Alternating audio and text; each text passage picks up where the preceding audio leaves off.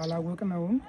ልጆቻችን ወይም እናቶቻችን ገዳሙ ላይ ተግባረ እድ ስራ እየሰሩ ባሉበት ከየት ይምጣ አያውቅም። በድሮን እህቶቻችን ልጆቻችን ተጨፈጨፉብን።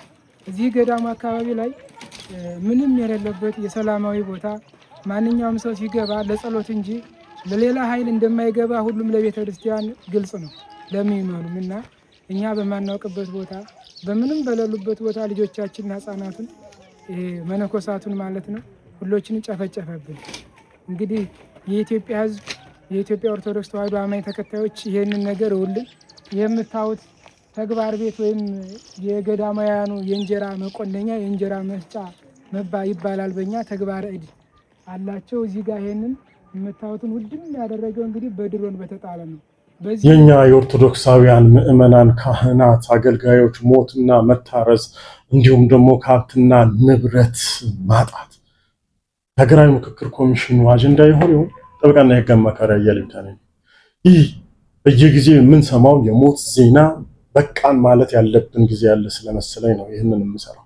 ምክንያቱም ዛሬ ላይ በማይመለከታቸው ይመለከተናል በሚሉ ሰላም እናስከብራለን በሚሉ አሸባሪ ነን በሚባሉ ሰዎች እንዲሁም ደግሞ በሃይማኖት ጽንፈኝነት በተፈረጁ ግለሰቦች እና ቡድኖች የኦርቶዶክሳውያን ሞትና መታረስ በየዕለቱ እንደ ዜና ይዘገባል። ከዚያ በዝምታ ይታያል። በዝምታ ታልፎም ደግሞ ኃላፊ የሚሆኑ ሰዎችን ኃላፊ ይደረጋሉ ብለን ስንጠብቅ ሌላ ሞት እንሰማለን። ስለዚህ ኦርቶዶክሳውያንን ቁጥራቸውን የመቀነስ ስትራቴጂ በሚመስል መልኩ እየተፈጸመ ያለ እንዲህ አይነት ድርጊት ኦርቶዶክስ ተዋሕዶ ቤተክርስቲያን ሌላውን ሃይማኖት ገፍታለች ለሚሉት እንደፈለጉ ሐሳባቸውን እንዲያፈነጩ የሚደረግበት መድረክ ሳይሆን የኛ እስካሁንም ድረስ ሞታችን የውይይቱ አካል መደረግ አለበት ብዬ አስባለሁ። ስለዚህ ወንድሞቼ፣ አባቶቼ በዚህ ታሪካዊ መድረክ ላይ አጋጣሚውን አግኝታችሁ የተገኛችሁ በእውነት ነው የምላችሁ የወንድሞቻችሁ፣ የእህቶቻችሁ፣ የልጆቻችሁ ሞት ሊገዳችሁ ይገባል። ይህ ጉዳይ ሊነሳ ይገባል ማለት ነው።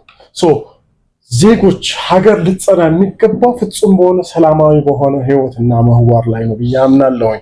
ስለዚህ በየቀኑ የኦርቶዶክሳውያን ሞት የኛ ሞት በሚሆን ጊዜ ዝምታ፣ የጥቂቶች ሞት በሚሆንበት ጊዜ ደግሞ አጀንዳ የሚሆንበት ምክንያት አለ ብዬ አላምንም።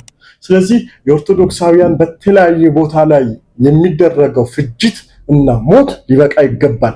አጀንዳ ሆኖም መወያያ ሊሆን ይገባል ብዬ አምናለሁኝ። መታሰራችን መታረዛችንም አጀንዳ ሊሆን ይገባል። በሃይማኖት መሰረት እየተደረገ የሚፈጸም ጅምላ ድርጊቶች ሊቆሙ የሚገባ ስለሆነ ሀገርን ባጸናች ኦርቶዶክሳዊ ተዋሕዶ ቤተክርስቲያን ላይ የሚደርሱ ደባዎች፣ የውስጥ ሴራዎችን እንዲቆሙ፣ ጣልቃ ገብነቶችን እንዲቆሙ ግልጽ የሆነ የውይይት መድረክ ነው የተዘጋጀው አይደል? ስለዚህ ሐሳብ አስተያየታችን እየሰጠን ሐሰተኛ ትርክቶችን የማነጽ ስራ አሁንም ድረስ እየደረሱ ያሉ በደሎችን በማሳየት ሊስተካከል ይገባል ብዬ አስባለሁ። ለብዙዎች እንዲደርስ ኮንሰርንድ ነን ለምትሉ ሰዎች በሙሉ ጉዳዩ እንዲገባችሁ ተገቢውን ድምጽም እንድትሆኑ ለብዙዎች እንዲደርስ ኮፒ ሊንክ፣ ሼር፣ ሪፖስት ማድረግ አትርሱ። አመሰግናለሁ። ተኩል አካባቢ ላይ ምንም ባላሰብነውና ባልተጠበቀ ሁኔታ በባታቸው ያሉ እናቶች መናንያን መነኮሳትን ከሰማይ የወረደባቸውን ነገር እኛ ሁላችንም እስካሁን ድረስ እንዲህ አንዳንድ የወደቀ ነገር ስናይ ብቻ እና የሞቱትን አካላቸውን እየሰበሰብን የሞቱትን ቀበር ያሉትንም ወደ ሕክምና ስንወስድ ነገሩን ዝም ብለን እንደ ህልም ነው የሚሆንብኝ እንጂ ግልጽ አድርጌ ለመናገር ብቻ አልችልም። ግን እንደው ባጭሩ ባይን የሚታየውን ነገር ይሄ የሚምስ ቤት ነው፣ እህል ምናምን ተግባር ቤት ነው በጠቅላላው። እሱን እዚህ ላይ ነው ያረፈው። ከዚህ ላይ እዚህ ማብሰያ ቤት ነው፣ ይሄኛው ኩሽና ቤት ነው። እዚህ ላይ እንደተሰበሰቡ ነው እንግዲህ ሁሉንም የፈጃቸው። ያው እዚህ አካባቢ ላይ እንግዲህ ይሄ ገዳም የእናቶችም የአባቶችም እንደመሆኑ መጠን የአባቶች ለራሳቸው ቦታ ስራ የሚሰሩበት የስራ ቦታ አላቸው። የእናቶች ደግሞ ቦታ ይሄ ነው እና እነሱን አሉበት ላይ እንደው ለምክንያትና ለማሳሳቻ እንኳን ሌላ አካል ከኛም እንኳን እዚያው ገዳም ካለን መነኮሳት ከወንዶች ከነሱ ጋር አንድ የሆነ ሳይኖር እነሱ ላይ አይቶ የጣለበት ምክንያት መቼም አይቶ ነው እንጂ ሳያይ እንደዚህ ይሆናል ብዬ እኔ አልጠብቅም። መቼም የሰው አይምሮ የሚገምተው እንደዚህ ነውና በዚህ ልክ ነው። ያው እንግዲህ ምንም አንደኛ ወለተ ማርያም ማይ ወለተ ማርያም ናቸው ያረፉ። ያለም ስማቸውን ብዙም አላውቅም። ሁለተኛ ማይ ወለተ ሐና ናቸው። እሳቸውም ያረፉ እነሱ አርፈዋል ማለት ነው። እንግዲህ ከባድ ቁስለኛ 6 ያህል ይኖሩናል። ሐመረ ቅዱሳን ከበድ ያለ ቁስል አሁን ማይ ሐመረ ቅዱሳን ማለት ነው ወደ ደሴ ተብለዋል። የማይቻል ሆኖ ከመካነ ሰላም። አራተኛ ደግሞ ወለተ ማርያም የሚባሉ እንደዚህው ማይ ወለተ ማርያም። አምስተኛም ወለተ ማርያም ብርሃኑ የሚባሉ እነዚህ ደግሞ ወለተ ሚካኤል ቁስለኞች ናቸው። ከባድ ቁስለኞች እነዚህ አመተ ሐና እነዚህ ከባድ ቁስለኞች ናቸው። በጠቅላላ 14 ሰው ነው። እንግዲህ የቁስሉን ይዞታ ሆስፒታል ይቆጠረው እንደዚህ ብዬ መዘርዘርም አልፈልግም። ዞሮ ዞሮ እንግዲህ ቤተክርስቲያንና በክርስቲያኖች ምንም ከማንኛውም ሰው ጋር ግንኙነት የሌላቸው መናንያን ላይ እንደዚህ አይነት ነገር መደረጉ እንግዲህ እኔ ምንም ልል አልችልም። በቃ ዝም ብሎ በአፍ ላይ እጅ የሚያስጭን ነገር ነው። በቀላሉ የወደቀው ነገር ነው።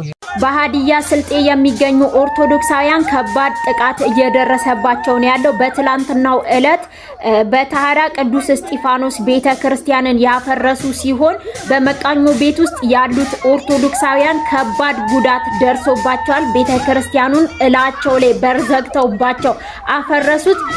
አሁን ድረስ ከባድ ጉዳት የደረሰባቸው ለሞት የሚጠበቁ 3 ኦርቶዶክሳውያንና መጠነኛ ጉዳት የደረሰባቸው 6 ኦርቶዶክሳውያን አሉ። አሁንም ምእመናኑ ከተማው ውስጥ ሰላማዊ ሰልፍ ወጥተው ነው ያሉት። ግማሹን ደግሞ መንግስት ሀገራዊ ምክክር በሚል ወይም ስብሰባ በሚል አንድ ቢሮ ውስጥ አጉሯቸው አዳራሽ ውስጥ አጉሯቸው ነው ያሉት ኦርቶዶክሳውያኑ።